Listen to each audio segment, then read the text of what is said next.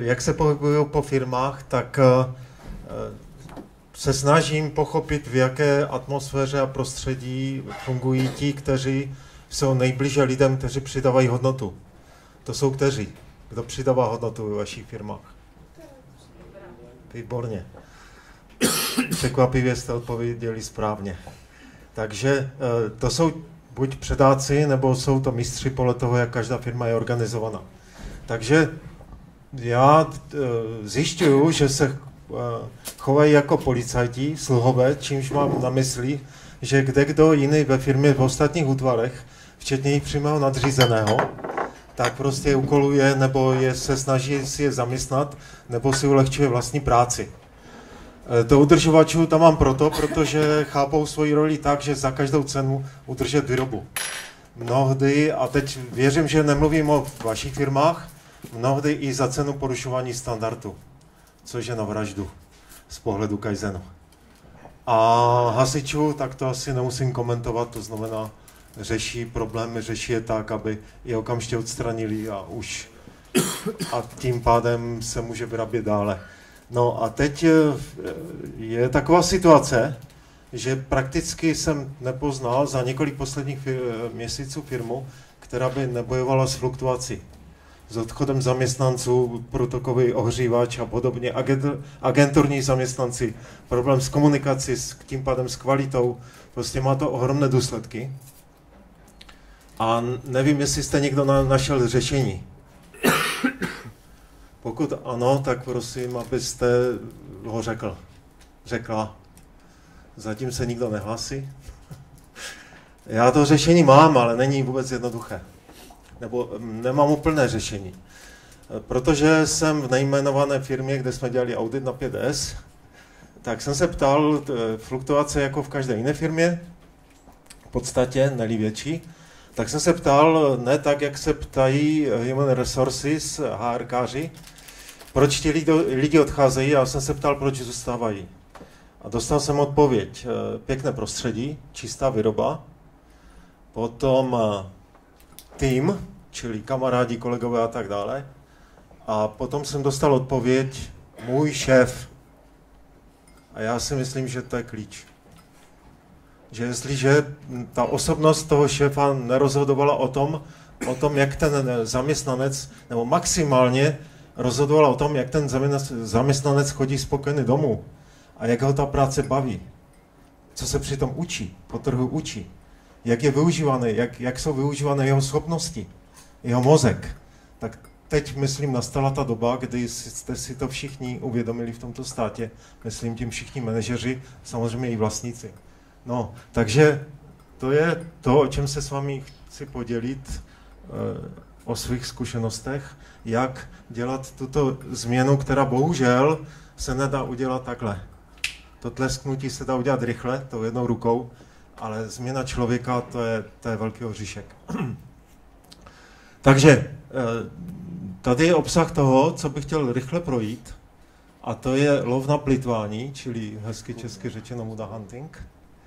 Využívání metody PDCA, co já chápu pod termínem micromanagement a s tím související vizualizace, co to je, nebo jak já si představuju s kolegy v Kaizen Institutu, co to je Lean Standard Work a s tím související Daily Kaizen.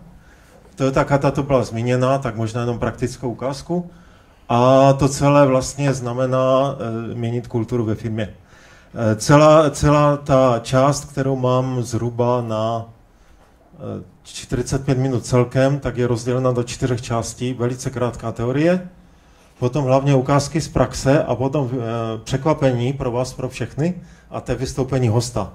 To znamená feedback, živý feedback z toho, jak se pokoušíme dělat tady tyto změny, přeměny těch, kteří jsou nejblíže těm, co přidávají hodnotu, jak se pokoušíme přes ně změnit kulturu.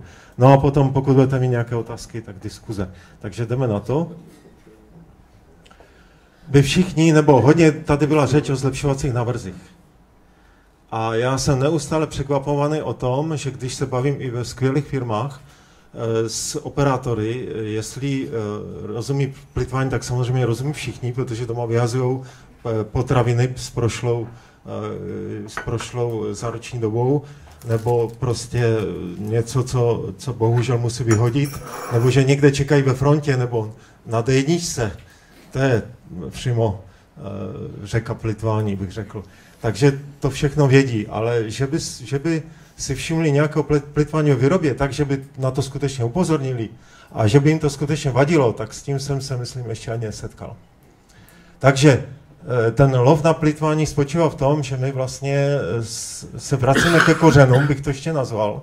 To znamená, že vlastně znovu začínáme se zaměstnanci něco, co už stejně děláme, nevím, 12 let tady v tomto státě, a to je, že si s nimi vyjmenujeme druhy plitvání a potom zorganizujeme to, že si to zkusí a o tom bude nejenom o tom praktická ukázka. Takže tím chci jenom upozornit, že ty zlepšovací návrhy, to je B z našeho pohledu. To A je, aby zaměstnanci věděli, co to je plitvání v jejich procesech, aby ho uměli rozpoznávat, aby se tím vůbec zabývali. Ještě jednou mám takovou s tím zlepšováním spojenou zkušenost, že v podstatě se chce, aby zaměstnanci zlepšovali. Dobrý. A já se nechávám předkládat popis práce operátora, stejně tak popis práce předáka mistra. Co si myslíte, že tam je o zlepšování? Děkuju. Je to tak. Takže jak to po nich můžeme chtít? Ještě bych rád vysvětlil jednu záležitost, a to je, to takhle promítnu. Mnohdy jsem narážel a narážím na nepochopení, jak je vlastně vztah mezi zlepšováním všech, což je mimo jiné definice, co to je vlastně Kaizen. Kaizen znamená zlepšování všech, zlepšování všude a zlepšování pořád, čili kontinuální zlepšování, jenom takové připomenutí. Tak tady máte nějaký tradiční model se zlepšovacími návrhy a s automatizací a podobně. A samozřejmě, že zaměstnanci a vedení předáky nebo vedení mistry tak nebudou řešit nějaké obrovské změny procesu. Ne to bože, změny kultury celé firmy. Takže za chvíli zkusím vysvětlit, jakým způsobem se dělá síto toho, co můžou zlepšovat zaměstnanci, ale organizovaně a týmově. A každý den. A jaká je vlastně nad tím nadstavba. To znamená, tady je denní zlepšování, které se zaměřuje hlavně na to, co vadí ve standardech. To je další taková záležitost. Fascinuje mě, že už v roce 1930 napsal a řekl Ford, že standardy jsou nutná byrokracie, musí se dodržovat, ale potom tam ještě něco dopověděl. Nevím, jestli jste to náhodou neslyšeli, nebo se to k vám nedostalo. Řekl, že jsou základnou pro další zlepšování. A já když chodím třeba při auditech 5S, tak se díváme, kdy byla zlepšena nějaká pracovní náhodka. Ptáme se, kdo ji zlepšil, dobrý technolog a tak dále, ale to, že by i ten mistr, i ten předák vnímali a dívali se na dodržování standardů, ano. Zaměstnanec musí dodržovat standardy, to je jeho základní role, ne vyrábět, dodržovat standardy, protože moje definice kvality je, že pokud je standard dobrý a zaměstnanec zná standard, je trénovaný a dodržuje standard, tak by a má stroj v pořádku, tak by teoreticky neměl vyrábět zmetky. Souhlas? Můžeme se na tom shodnout? Dobře, takže zaměření na zlepšování standardů, to je základní záležitost těch lidiček dole, operátorů, oni samozřejmě nemůžou zlepšovat standardy sami od sebe, potřebují odborné vedení a tím se dostáváme k celému tomu hierarchii nad něma. No, ale mezi tím, jak oni budou upozorňovat na plýtvání a na problémy, tak se vyselektují problémy, které budou eskalovat. A tam už oni proč budou eskalovat? Protože nevědí řešení. Nebo nemají k tomu potřebné znalosti, vědomosti a tak dále. K tomu bylo nádherně to, co ukazoval pan Bursik, tam je ten systém eskalačních místností, nebo my říkáme hezky česky obejí. Od té obejí nebo koutku stand porady ve stoje předáka přes jeho nadřízeného, čili mistra, až po výrobního ředitele a plán manažera, čili ředitele závodu, tak tam se vyselektují ty, na které se rozjedou opravdu velké analýzy a analýzy přes kořenové příčiny a sbírání dat a statistika, možná Six Sigma a podobně. A tady je role top managementu. To znamená, ten top management to celé podporuje a všimněte si toho slova coaching. Jo? Takže používá coaching, ale na to se musí najít čas, který nemá, a toto je ten hlavní problém, jeden z hlavních problémů, analyzovat čas, tomu se ještě dostanu. Co vlastně všichni dělají v celé té hierarchii, co dělají operátoři, jestli tam mají záměrně čas na zlepšování. Tady byl dopoledne od doktora Nanašího řečen krásný příklad Scanie, 5 minut na zlepšování, myslím, na každý den, na každé směně. My, když zavádíme Daily Kaizen, tak chceme uzavřít dohodu s top managementem, že na zlepšování se budou věnovat operátoři zpočátku 5 minut, ale ten, kdo to bude organizovat, ten jich předá 25 minut na každé směně.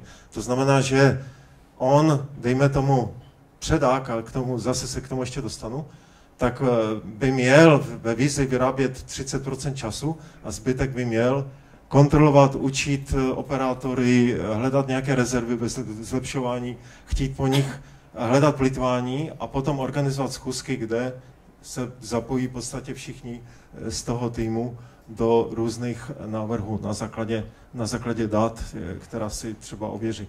Takže to je základní systém, vyselektovat drobné zlepšování a dělat velké projekty a to celé řídit a koučovat.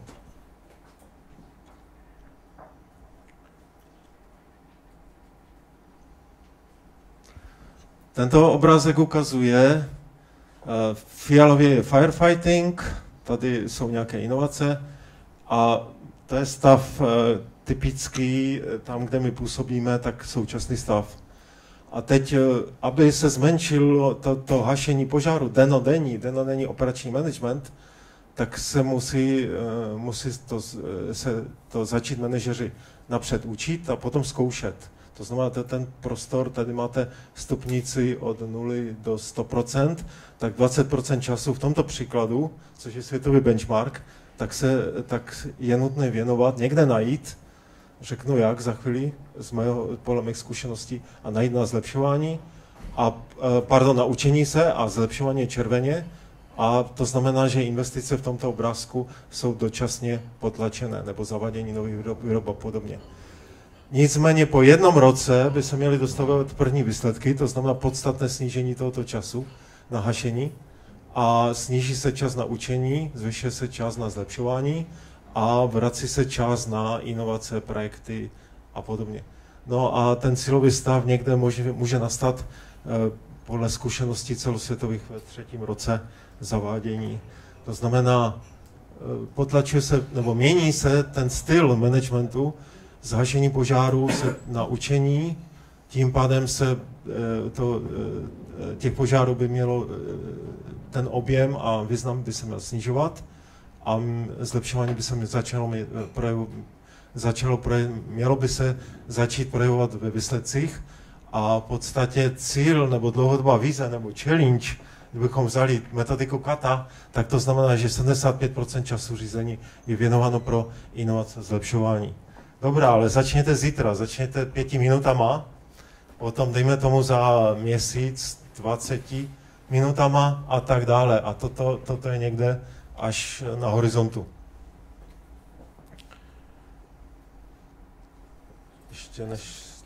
Ještě se jednou vrátím tady tomuto obrázku.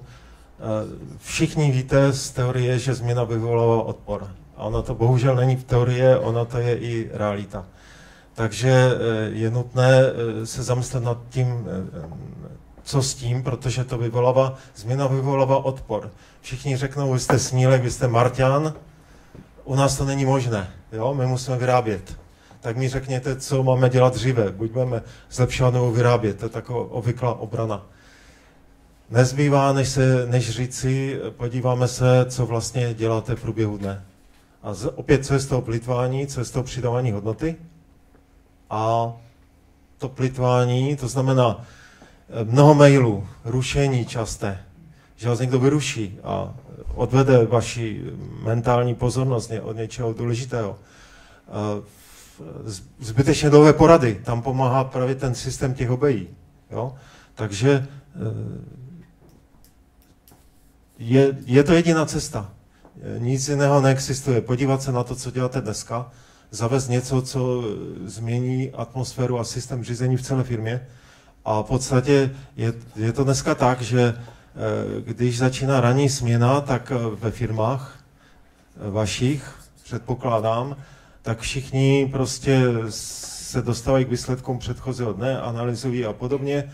Jak to tady už bylo ukázáno, někdy v 7:30 je první porada, v 8 hodin je druhá porada, až to vrcholí tou závodní poradou, někde v 9, někdy v 10 a tak dále. Potom se zase rozjedou s úkolama a měl by končit takzvaný masakr, jak to mnohde bývá nazýváno. A teď nastává čas poledne a podobně a odpoledne a tam je to jádro, jak se potom tráví čas, protože cílem je, aby ty ranní porady ve stoje, aby absolvovali všechny operační management. A potom už můžou být strategické porady, plánovací porady, porady na řízení velkých projektů a coaching. Jo? Součástí toho ranního masakru je takzvaná chytrá procházka, česky řečeno, smart Gemba walk po výrobě, čili pozorování, nejenom pozorování, ale i zaznamenávání vzniklých plitvání a problémů. Takže v jedné firmě je to takzvaná plant tour, kde má plant manažer označené, myslím, že 38 míst ve výrobě, kde má nějaký problém. Buď je tam úzké místo, nebo je tam hodně nekvality a podobně. A tam už z dálky, aby to bylo efektivní, tak buď vidí zeleného smajlíka, tak se ani nezastavuje, anebo tam vidí červeného smajlíka a tam je problém. A ten předák mistr, vedoucí výroby, prostě musí vysvětlit, v čem ten problém je a buď tu příčinu, kořenovou příčinu zná, nebo musí na to rozjet analýzu. Tak, jedna z podmínek zavedení denního kaizenu, tak je převzata z Toyoty. Z Toyoty se všichni učili, až do roku 2005 jenom nástroje. Potom někteří už začali poznávat, že to není jenom o nástrojích, že ta Toyota ještě tam má nějaký ten spirit, nějaký ten duch. A že všichni se snažili i po krizi o štíhlou organizaci, čili maximální počet podřízených. A teď nastala opačná tendence, já říkám prozření, protože ta Toyota nemá štíhlou organizaci, ona má naopak strmou organizaci. To znamená, průměrný počet podřízených podle tohoto obrázku je 5. Na všech úrovních. Proč? Protože jinak není šance na kaučování. Coaching je individuální. Coaching je, to bylo řečeno, mentoringu. Jo? Mentoring z mého pohledu je poradenství zkušeným kolegou nebo nadřízeným. Coaching je o něčem jiném. Coaching je, tak jak to tady bylo předvedeno u Katy, tak to je to, že vy si na to přijdete. Že ten coach vám dává inspiraci, otázky a feedback. A hlavně ty otázky, když jsou chytré otázky, tak vás přinutí přemýšlet. Jo? Kata má jednu nádhernou záležitost. A sice, když se končí jeden cyklus kata, tak tam nastává otázka, kterou ti, co si to zkusili, tak ví, co to obnáší. Co jste se naučili při tomto kroku? Co jste se naučili? A když připravujete další krok, tak co očekáváte, že se naučíte? Protože ta kata je o překročení Prahu, jako práh, když vstupujete do dveří, Prahu vědomostí. To znamená, že ta kata by měla být správně nastavena tak, že zvyšuje, vás rozvíjí a nutí vás zapojit maximum vaší kapacity, vašeho mozku.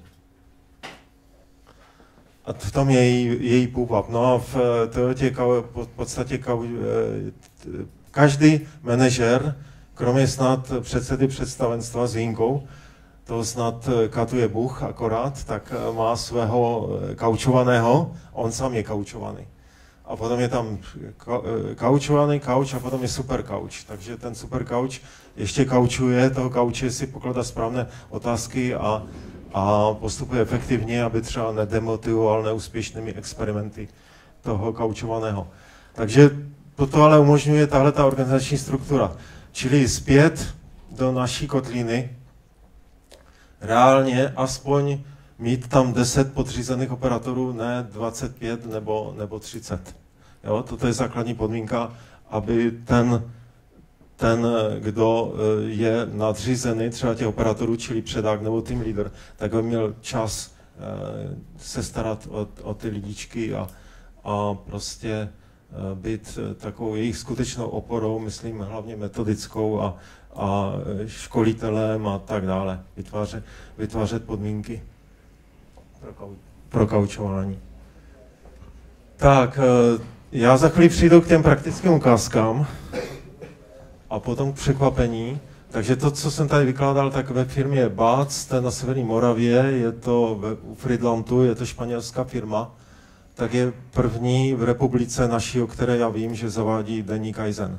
To znamená, má opravdu ten systém, zavádí tento systém praxi, zatím první stupeň. Další, toto jsou projekty, které jedou v letošním roce, čili úplně čerstvé. Firma Frankische, jsou tady účastníci, můžete se jich zeptat. Tak Problem Solving Story, je to zkrátka PSS, čili analýza kořenové příčiny. Leader Standard Work je, jakým způsobem právě nastavit to, aby ten manažer měl čas a odstranil se plýtvání a nastavil se mu systém do jeho fungování přes dopolední masakr až po odpolední kaučování. A ještě tam krásné slovo rutina. Rutina je cíl všeho. Obeja a zkoušejí katu, to už tady taky naznačil pan výrobní ředitel. KS Motor Service, tak ti implementují 5S, potom přijde TPM a micromanagement. Almayer, Problem Solving Story Leader, Standard Work a micromanagement, a to všechno je zaměřeno na předáky. Faurecia, Leader Standard Work, má skvěle, má ho zavedený papírově, to je totiž ten problém, se mi vybyla baterka, to je totiž ten problém, že mnoho z těch systémů, které tady přišly ze západu, tak na oko existují, fungují na oko. A když jdete na detail a mluvíte s těma lidma, tak ve skutečnosti, aspoň to je moje zkušenost, tak to běží formálně a dělají to proto, že musí. Naopak je tu pár firem, kterým se ten systém necpe, kteří se můžou zvolit vlastní systém, to je potom nádhera, ale je to zároveň i nebezpečné. Má to plus i mínus. Mají volnost, mínus je v tom, že můžou dělat chyby. Při tom, že třeba neimplementují něco důkladně ověřeného. Taky je to přítomná firma Havle, to je malá firma, u Prahy začala s Obejou a zkusili si katu. Assa Abloy zkouší katu, Assa Abloy všichni znáte, je to bývalá papka. A Continental zde přítomný, tak tam jsme spolupracovali 5S, ale víme, že je čeká kromě katy je čeká příští rok obrovský balvan. To znamená, už to změnil pan Přibyla, kolik je operátorů pod jedním předákem. Oni mají shop floor management a ten shop floor management je systém meetingů a to je vlastně ta Obeja, ten standing meeting eskalovaný a je to vlastně, je v tom ještě vizualizace a systém řízení. Tak. Tam jenom ještě chvíličku dokumentační.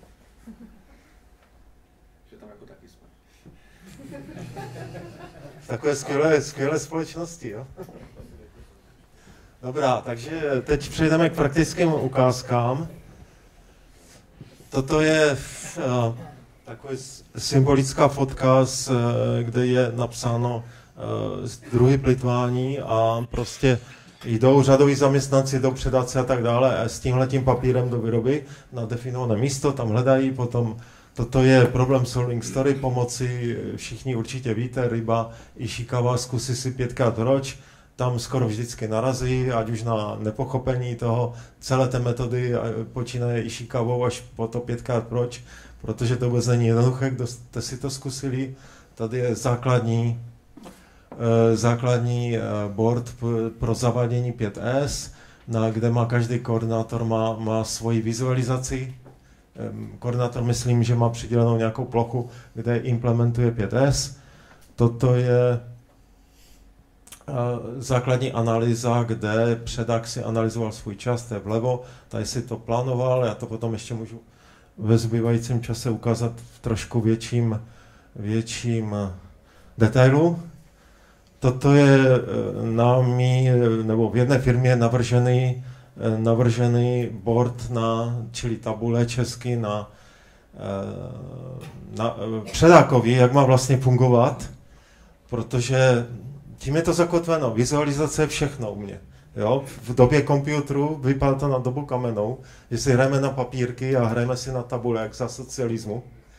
Ale je to nádherné, že je na to vidět, všichni u toho nesedí, ale stojí, čili neprodlužuje se to, je to vizuální informace, dá se do toho psát, šmárat, hned dát úkoly a podobně. Takže toto má takovou pomůcku ten mistr, nebo předák, ještě pojďme níž, předák, kde tady má zase to jednotlivé plitvání. Tady ty písmenka, tam je ABC, A je, že budou řešit sami, a to hned, protože to je neodkladný problém. B je, že to budou řešit taky, ale nemusí to řešit hned. A C, že to je mimo jejich dosah. Je to v logistice, když je to výroba, tak je to jinde. Je to v logistice, nebo prostě je to složitý problém a podobně, takže to dávají jako C. No, ty jednoduché problémy, kde vědí kořenovou příčinu, tak ty si napíšou tady do takového jednoduchého úkolovníku. Ještě se zastavím u té příčiny. Já chodím po výrobách a všude jsou akční plány. Jo? Je tam to QR, Quick Response a tak dále, Action Plan. A je tam sloupec na příčinu. V 90% typuju, v tom sloupci příčiny není příčina. Je tam symptom, jak se ten problém projevuje, čili oni ani nerozumí tomu, co to je příčina z PDCA. Další je, že se nedělá C, dělá se jenom formálně, že prostě musí tam v ideálním případě zaškrtnout, že 5 dní se ten problém neopakuje. A už vůbec se nerozumí tomu poslednímu A. To znamená, že nekončí to tou prezentací, tomu managementu, že jsme vyřešili nějaký problém. To možná i v západní Evropě se to tím končí, jo? I v Německu si myslím. Ale Japonci tím nekončí. Japonci končí tu prezentaci toho, co vyřešili, co bude další akce. Kontinuální zlepšování. Jo? Takže to A je samozřejmě, není to jenom tohle, je to úprava standardu, je to, aby se to všichni dozvěděli, je to lesson learn, co jsme se všechno naučili, ale je to, co budeme dělat dál. Takže když jsme rozjížděli v jedné nejmenované firmě 6 velkých projektů napříč celou firmou, tak jsem se snažil, otázka je s jakým úspěchem, aby si ti účastníci, aby ti lídři a účastníci týmu, aby si psali, kolik nad tím stráví denně času. A oni nechápali, proč já to chci. Samozřejmě může to být informace o tom, kolik je to stálo času, jak je to drahé. Ale já jsem chtěl vědět, kolik času je to stálo, protože mým cílem nebylo, aby vyřešili problém, ale aby se nastavili na to, že takhle už do konce jejich dnu už budou vynakládat čas na zlepšování. Že právě teď startujou, aniž to věděli. Jiný smysl jejich života právě startuje. To jim, dobře. No a to je ukázka, takže tady se potom z toho, toto je plitvání, to je taková zásobarna pro zlepšování. Jednoduché problémy, zkusíme hned protiopatření, řekneme si příčinu, zkusíme protiopatření a potom to začneme realizovat, potom to ověříme, všichni znáte ty kotouče PDCA.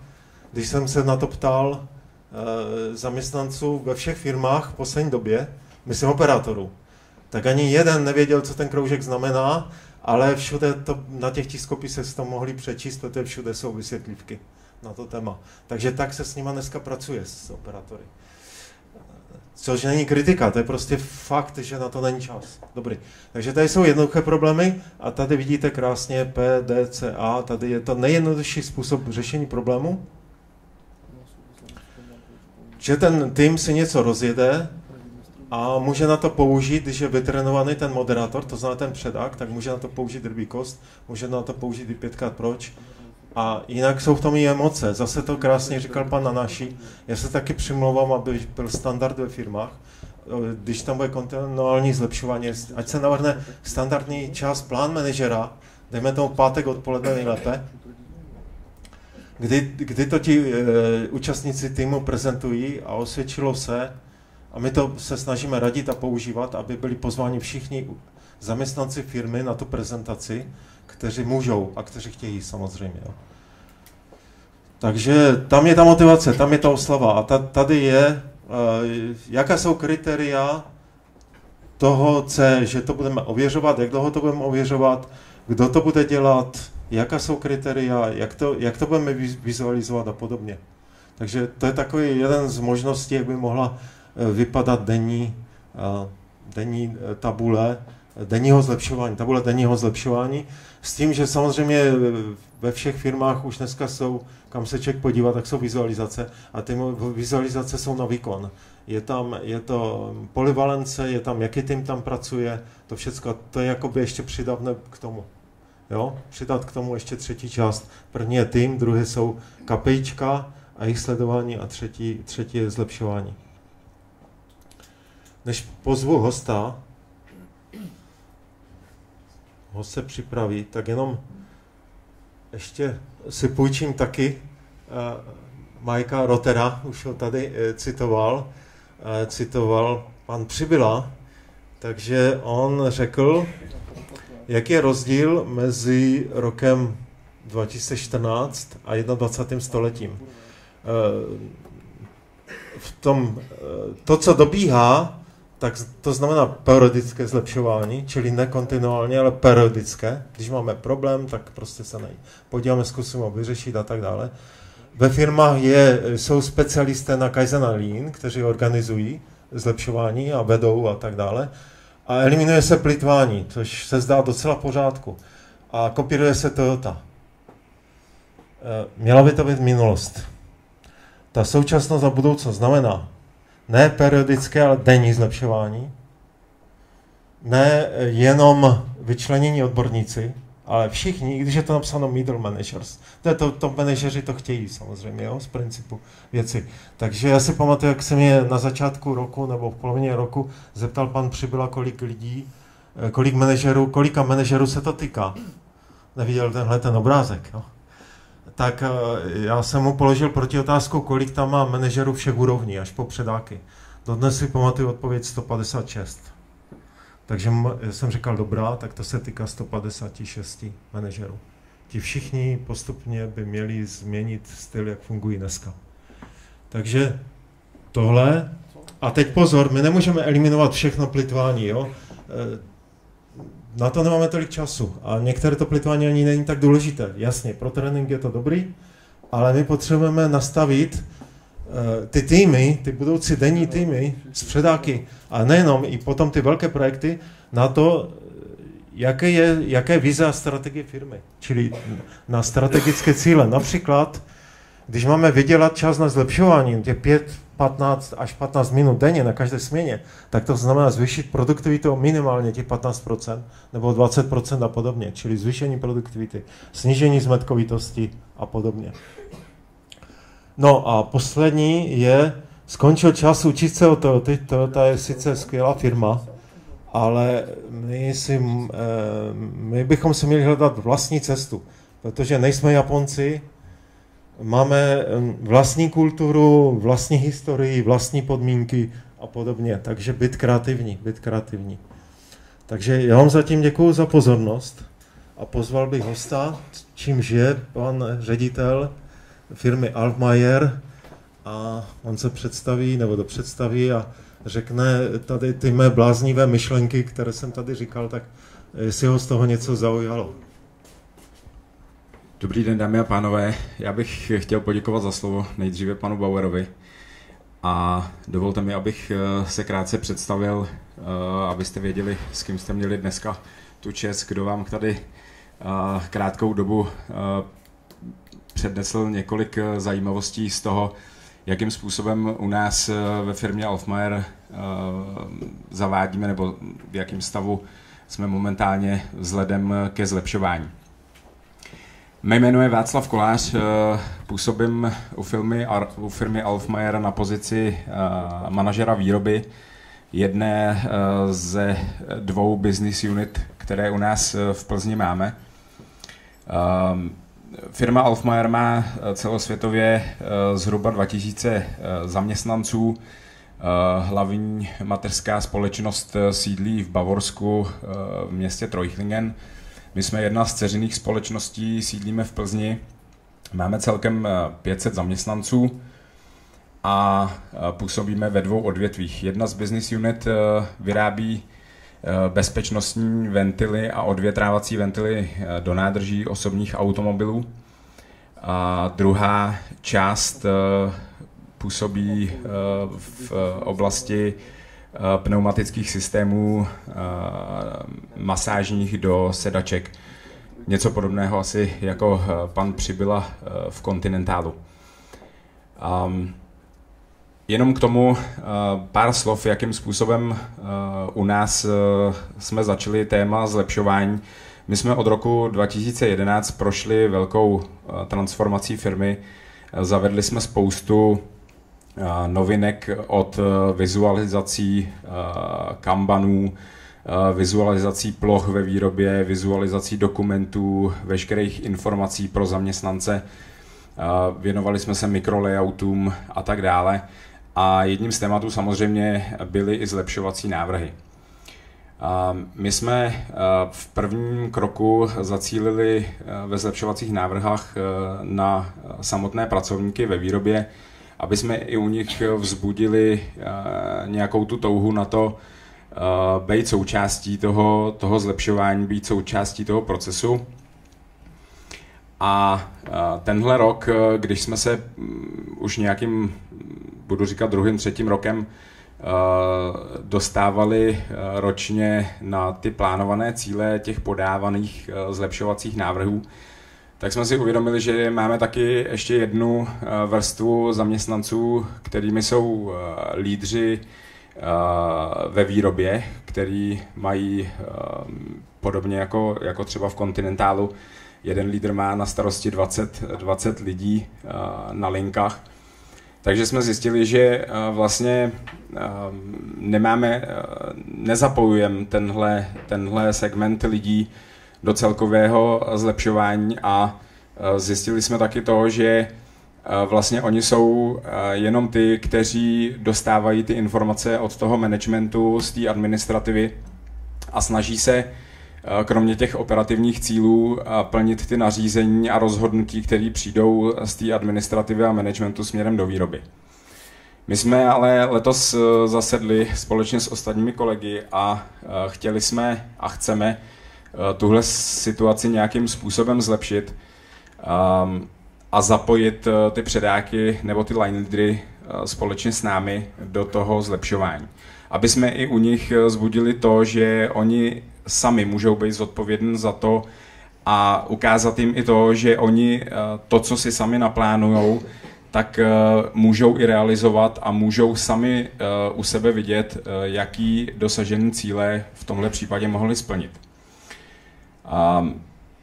Samozřejmě jako podporu v tomhle směru jsme si k tomu vzali pana Bauera, jakožto specialistu na slovo za T, a nechávali jsme se nějakým způsobem koučovat a vlastně i poradit od něho jsme si nechali v tom, jakým způsobem s těma předákama pracovat, aby jsme dosáhli toho tíženého výsledku.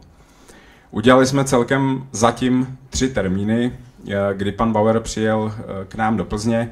Byly to celkem 4 dny, jeden z těch termínů byl 2denní a začali jsme postupně od začátku, kdy jim pan Bauer představil, co to znamená hledání plýtvání, ukázal jim pomocí jakých metod a způsobů je tohle téma možné zpracovávat. A součástí toho bylo samozřejmě i to, že jsme je poslali do té výroby a řekli jsme jim, teďko tak nějak zhruba víte, o čem to plýtvání je a my bychom od vás chtěli, abyste v té výrobě teďko do té výroby zašli a v té výrobě tyhle druhy toho plýtvání nějakým způsobem odkryli. Bylo neuvěřitelné, jakým způsobem oni se do toho zapojili. Bylo na nich vidět obrovská aktivita v tom, že oni mají momentálně tu možnost za prvý se v klidu věnovat tomu tématu a za druhý viděli oni sami, že to plýtvání není nic těžkého k tomu, nebo není vůbec těžký to plýtvání v tomhle směru najít. My jsme si samozřejmě nechali jednotlivá témata přinést do zasedačky, probrali jsme jednotlivé problémy a samozřejmě po vzoru těch PDCAček a po vzoru jednotlivých metodik jsme začali ty jednotlivé projekty samozřejmě dál zpracovávat. Když jsme samozřejmě řekli předákům, tak a teď vidíte sami, jakým způsobem to lze, vidíte, že ta možnost tady je, víte, že existují nový nástroje k tomu. Je to přesně to, co bychom teď od vás chtěli a chtěli bychom, abyste se aktivně podíleli na tom celkovém zlepšování v té výrobě. Samozřejmě, že první dotaz byl, nebo první poznámka byla, a kdy to jako všechno máme stihnout. Teď víte sami velmi dobře, co my máme na starosti operativy, těch problémů, řešíme neustálý telefonáty a tak dále. Takže přišel na řadu druhá část a to byl snímek dne. Udělal se snímek dne, nechali jsme je samozřejmě vypsat protokol, co všechno během toho dne, během té směny musí dělat. Nechali jsme to rozdělit do jednotlivých kategorií a samozřejmě jsme z toho vykrystalizovali veškeré problémy, které tam momentálně byly a jsou.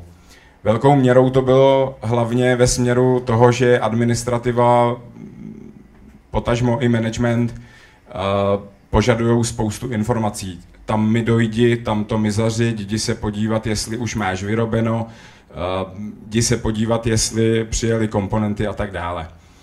My jsme během tohohle samozřejmě i oslovili administrativu, protože jsme viděli, že z velké části jsou to všechno požadavky z administrativy.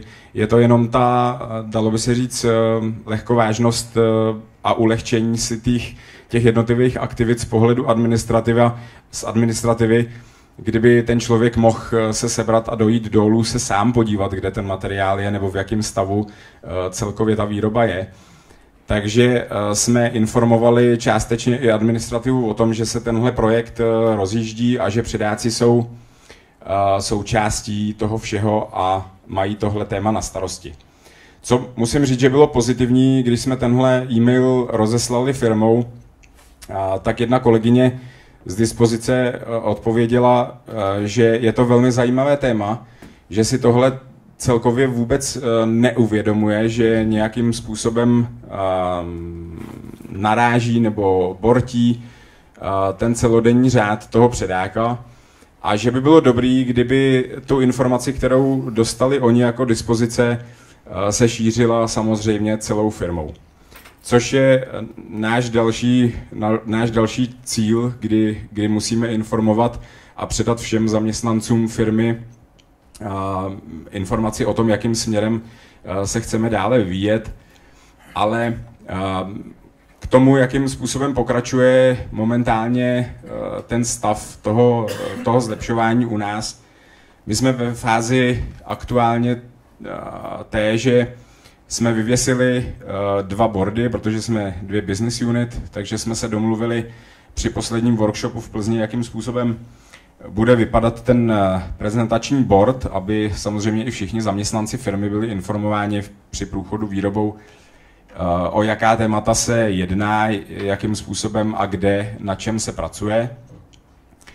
A od příštího týdne rozjíždíme ten denní kaizen, kdy se každý den ráno i odpoledne na směnách sejdeme, jak už to line leader, tak team coach, tak manažer výroby, sejdeme se u tabule a budeme procházet to, kde a v jaké fázi se jednotlivý projekt nachází. Co mě osobně velmi potěšilo, bylo vidět, že my jsme najednou v těch lidech probudili obrovskou touhu něco dělat. My samozřejmě, když jsme jim po tom snímku dne, oni sami si definovali čas, po kterých se chtějí věnovat zlepšování, tak jsme momentálně na zhruba hodině z jejich pracovní směny, které se můžou, nebo kdy se můžou věnovat tomu samotnému zlepšování. Samozřejmě je taky velmi důležitý, a pan Bauer o tom mluvil, nejde samozřejmě si říct, a je to hodně vidět, jenom to, že od pondělka začínáme a chceme na vás, abyste nosili ty projekty. Tady je velmi důležitý i přesto, že oni měli nebo mají tu hodinu na to zlepšování.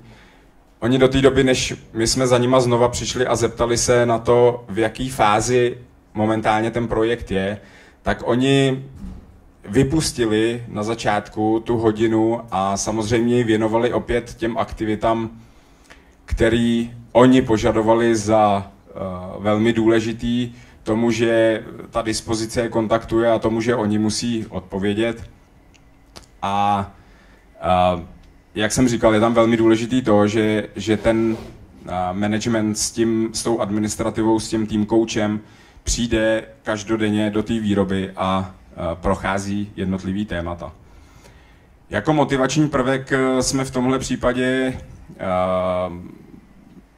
na to hodně pozitivní nastartování vložili předákům finanční bonus, který mají v každém měsíčním ohodnocení.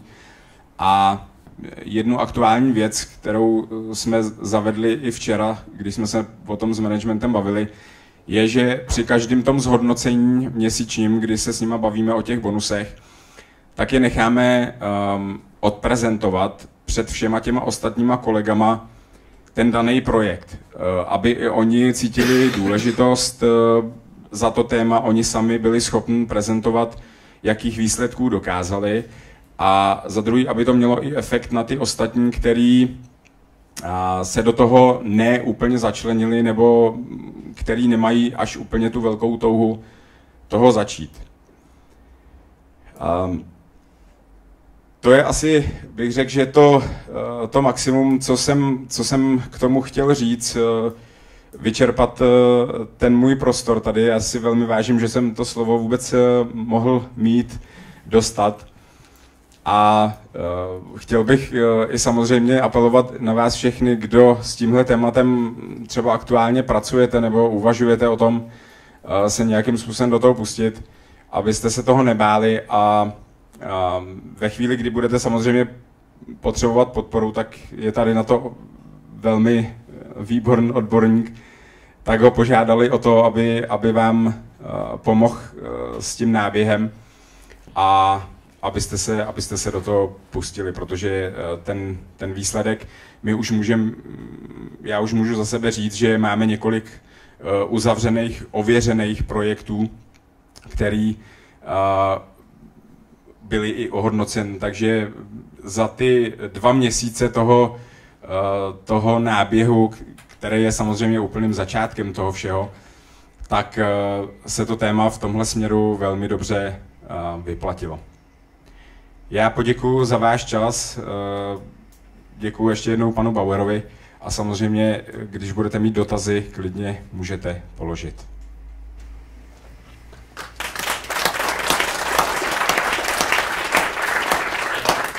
Ještě napadlo před dotazy takové zhrnutí. Jedna věc je podpora top managementu. To pořád opakujeme jako mantru, ale v tomto případě je to absolutně nezbytné.